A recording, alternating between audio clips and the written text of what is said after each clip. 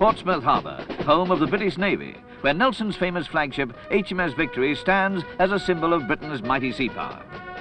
Since the wooden walls of England changed from oak to the powerful iron dreadnoughts, Britannia ruled the waves.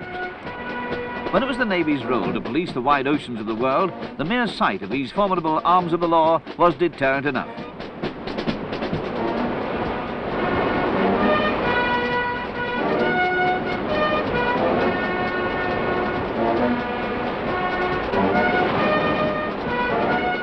Today at Spithead, it's a different fleet, but no less powerful. What it has lost in numbers, it has gained in technology. And the Navy still makes a proud showing as the Royal Yacht Britannia carries Her Majesty on her Silver Jubilee review of the fleet.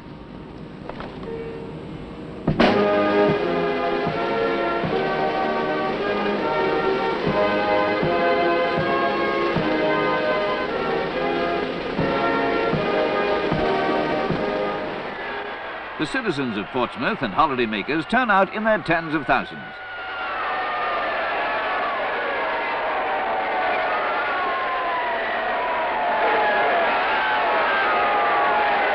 Most English monarchs since Henry VIII periodically surveyed their fleets, shrewdly aware of the Navy's power and popularity. But it was George III, 200 years ago, who instituted the Spithead Review as a spectacle. With the firing of a salute, the Royal Review begins. Here at Spithead in 1935, the Royal Yacht Victoria and Albert carried King George V through a Jubilee Review that is still remembered with nostalgia. Present on this memorable occasion were the Prince of Wales and the Duke of York and Duke of Kent.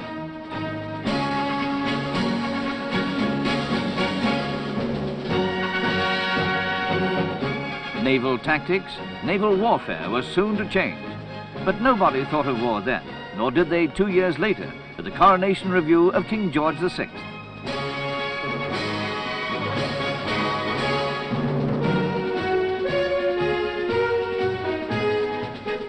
A young Princess Elizabeth with many questions for her cousin, Commander Lord Louis Mountbatten.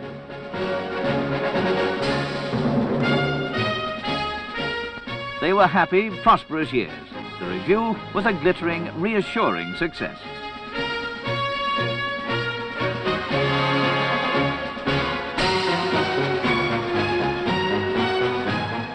Among the ships at Spithead, the German pocket battleship Admiral Graf Spee, later to be scuttled at the Battle of the River Plate. The fleet air arm flies past. Below was the real strength, or so they thought. Battleships like Nelson, flagship of the home fleet. HMS Rodney, Royal Oak, and away in the distance, Ramillies and Resolution. Heroic names, the heart of England's naval heritage.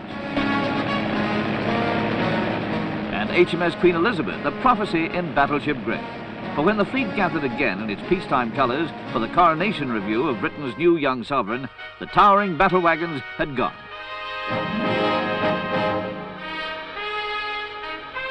So had the Royal Yacht Victoria and Albert. Dispatch vessel HMS Surprise fulfills the duties now.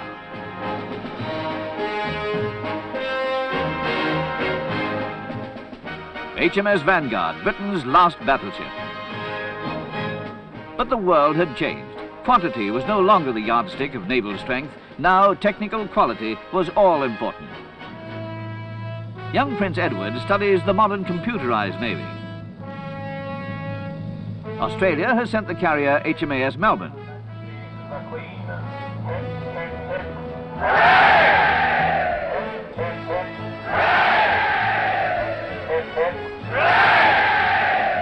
Fearless, a versatile assault ship. Princess Anne watches as the Royal Netherlands Navy salutes the Queen.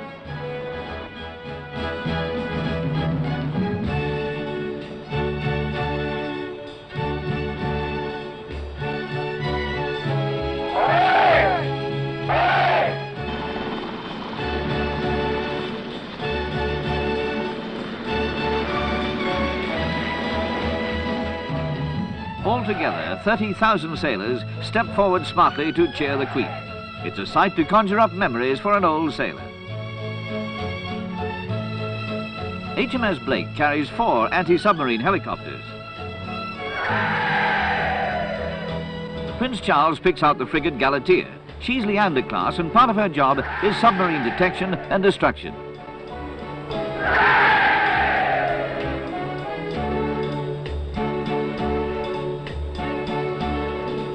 From the United States, the 10,000-ton cruiser USS California.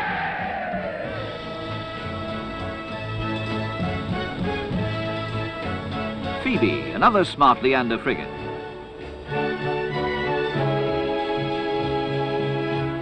The Sea Cadet brig Royalist, a reminder that the sturdy little two masters were the Navy workhorses for 200 years.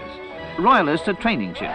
Sail may be outmoded, but sail training still produces first-class seamen. Also keeping up the old traditions, the topsail schooner Malcolm Miller. The little sailing ships find an appreciative audience on Britannia.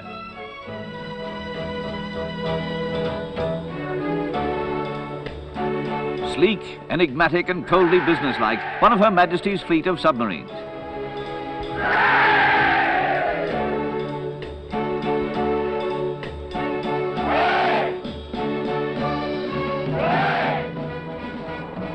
Right on cue, the flight past of 110 helicopters of the fleet air arm. Lynx, Gazelles and Sea Kings, the largest flight past ever staged.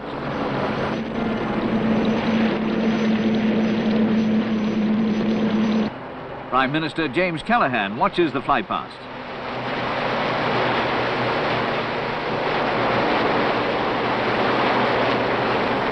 The helicopter fleet passes over Ark Royal, the Navy's 43,000-ton mobile airfield. Later, Her Majesty and Prince Philip go aboard Ark Royal to dine with the officers of the fleet. They're welcomed by the Commander-in-Chief Fleet, Sir Henry Leach.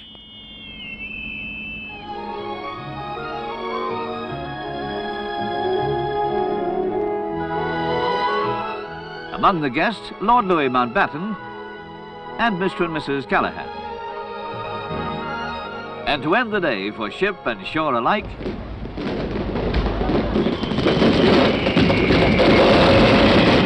across the stretch of water where the naval might of England has often passed in review, the fleet lights up. A fleet still to be proud of.